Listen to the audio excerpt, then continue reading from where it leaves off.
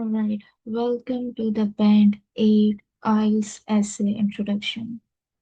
In this video, we will guide you step by step how to write an introduction that can easily get you a Band 8 in IELTS, general training as well as academic IELTS. So let's delve into it. So for achieving a Band 8 in your IELTS essay, your introduction has to fulfill two requirements.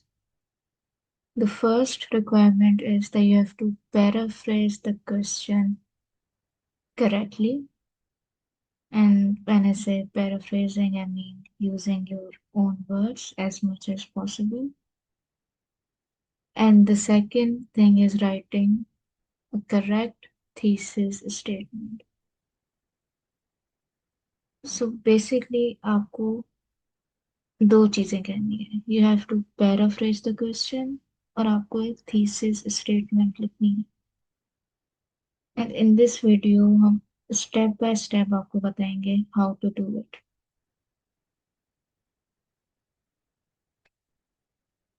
So first things first.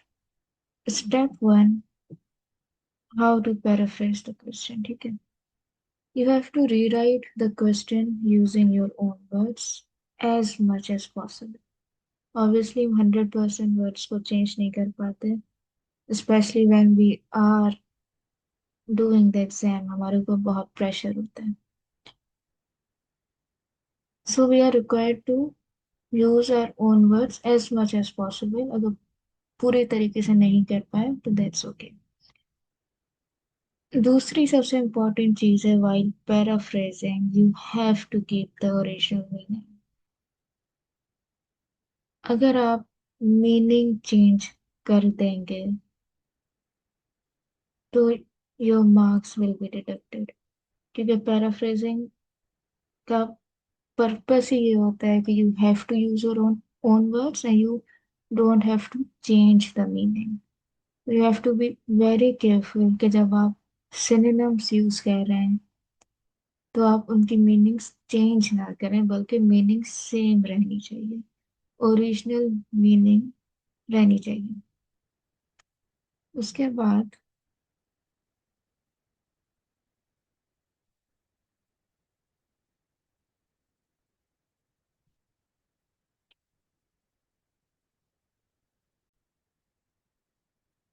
okay, so you have to keep the original meaning, plus you have to avoid copying whole phrases. If you do so, ऐसा हो सकता है कि it might be considered as plagiarism. तो आपने copy paste नहीं करना question. You have to use your own words and you have to keep the original meaning. तो यहाँ पे दो चीजें जो सबसे इम्पोर्टेंट है वो है using your own words, and the second thing is keeping the original meaning. ठीक है. अब इसमें टिप आप लोगों के लिए ये है, अगर आप इसको इस तरीके से याद करना चाहें कि you have to change the words, लेकिन कभी कभी क्या होता है वर्ड्स चेंज करना मुश्किल हो जाता है. कभी कभी क्वेश्चन ऐसा होता है. If you change the structure of the sentence तो भी वो पैराफ्रेजिंग में ही काउंट होता है. यानी जो फर्स्ट फ्रेज है सेंटेंस का उसको आप सेकंड फ्रेज बना दो बाय पैराफ्रेजिंग. जो सेकंड है उसको फर्स्ट बना दो. अगर आपके पास दो सिंपल सेंटेंसेस है उसको कंबाइन करके आप एक कॉम्प्लेक्स सेंटेंस बना दो बाय पैराफ्रेजिंग, तो वो सब चेंज द स्ट्रक्चर की कैटेगरी में आता है and it's considered correct way of paraphrasing the question. ठीक है, तो आपके पास दो तरीके हैं. You can change the words and you can change the structure. आप दोनों भी कर सकते हैं. Plus you have to make sure that you keep the meaning, you keep the original meaning. ठीक है, आप स्क्रीनशॉट भी ले सकते हैं इस स्लाइड का.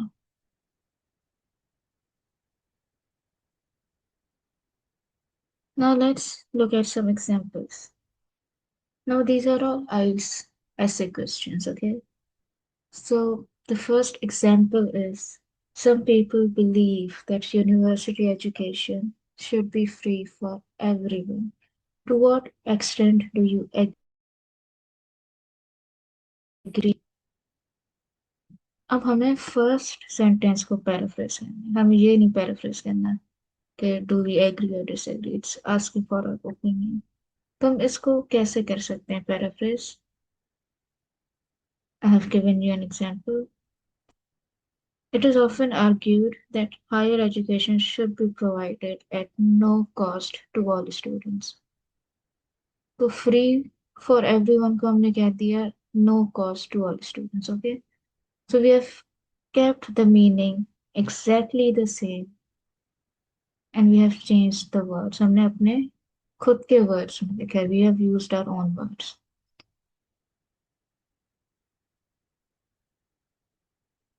ठीक है, फिर हमने लिखा है regardless of the financial background. अब अगर आप देखो, अगर आप ये नहीं भी लिखते तो भी ठीक था, क्योंकि यहीं तक आपका जो पैराफ्रेजिंग है कंप्लीट हो जाता है। It is often argued that higher education should be provided at no cost to all students. और फिर आप आगे लिख सकते थे I firmly agree with this approach, लेकिन वो आपका फिर थीसिस सेंटेंस बन जाता।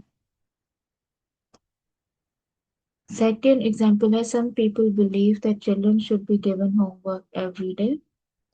तो उसको हमने पैराफ्रेज किया, सम इंडिविजुअल्स, पीपल को हमने इंडिविजुअल्स में चेंज किया है, बिलीफ को हमने थिंक में चेंज किया है, that children should receive homework on a daily basis, every day को हमने डेली बेसिस पे चेंज किया है, गिवन को रिसीव में चेंज किया। ठीक है, और होमवर्क को हमें जरूरी नहीं कि हम हर वर्ड चेंज करें। ओके, तो हमने होमवर्क को we have kept it the same, again meaning change नहीं हुई।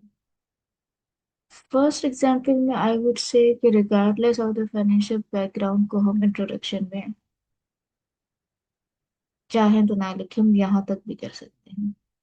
ये ज्यादा सिंपल अप्रोच रहेगी। हमें आइस में ओवर कॉम्प्लिकेट नहीं करना चीजों को, जस्ट कीप इट सिंपल। ठीक है,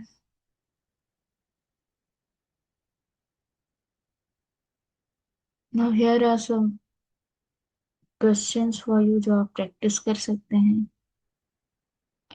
और इसके आंसर्स आप कमेंट्स में भी लिख सकते हैं। बनाना क्लासेस, जो हमारी वन ऑन वन या ग्रुप क्लासेस होती हैं, it's like activity that we do with our students.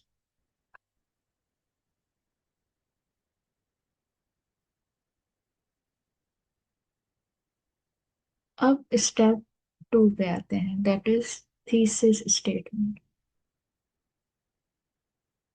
जो कि मैंने बार बार कहा है कि इंट्रोडक्शन में वी हैव टू थिंग्स।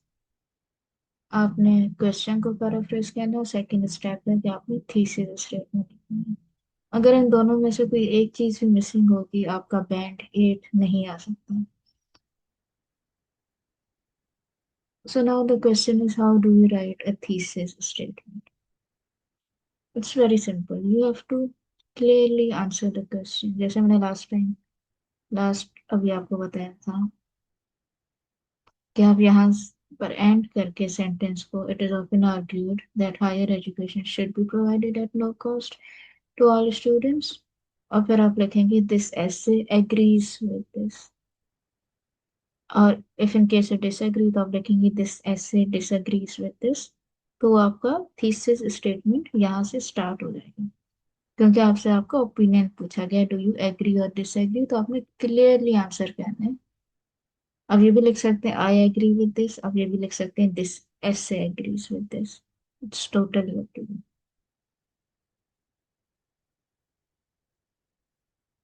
ठीक है, so state your position. If it is an opinion question, you have to write whether you agree or you disagree with it. You have to make your main argument clear। अब इसमें क्या है, इसका simple मतलब यह है कि आपने जो भी आगे बॉडी पैराग्राफ लिखने हैं, उनका जो मेन पॉइंट है वो आपने अपने थीसिस स्टेटमेंट में लिख देना है. We will show you an example as well. तो यहाँ पर प्रो टिप है, include your main ideas in the thesis statement. These should be the key points you will develop in body paragraph 1 and body paragraph 2. तो जो main points हैं सिर्फ आपने वो लिखना है. अब एग्जाम्पल देखते हैं. Same example. Some people believe that university education should be free for everyone. तो उसको हमने वही रखा है. It is often argued that higher education should be provided at no cost to all students. ये चीज हम नहीं लिखेंगे regardless of the financial background. ये हम नीचे लिख सकते हैं बॉडी पैराग्राफ में, लेकिन इंट्रोडक्शन को लेट्स कीप इट सिंपल. अब ये आपकी थीसिस स्टेटमेंट है जो मैंने ग्रीन में हाईलाइट की है. I largely agree with this view. अब जो आपने बॉडी पैराग्राफ में लिखना है उसको आपने यहीं पे लिखना है, मेन पॉइंट्स. तो मेन पॉइंट्स यहाँ पे क्या है? Because free access to education can promote equal opportunities. पहला पॉइंट आपका पहले बॉडी पैराग्राफ इस चीज के ऊपर होना चाहिए, इक्वल अपॉर्चुनिटीज के ऊपर. And contribute to a more educated work force. Means आपका जो सेकंड बॉडी पैराग्राफ होगा वो इस चीज के ऊपर होगा, एजुकेटेड वर्क फोर्स के ऊपर. This is how we write a correct thesis statement. ऐसे में it's very important that you plan. तो आपने 2 या 3 आइडियाज लिखने होते हैं while you are planning, जिसके ऊपर आप पूरी ऐसे लिखेंगे. और वो मेन आइडियाज आप अपने थीसिस स्टेटमेंट में बहुत ब्रीफली मेंशन करेंगे. डिटेल नहीं लिखनी, डिटेल हम लिखेंगे बॉडी पैराग्राफ. इंट्रोडक्शन में just keep it simple, just mention those ideas. That is the correct way of writing an introduction. Thank you.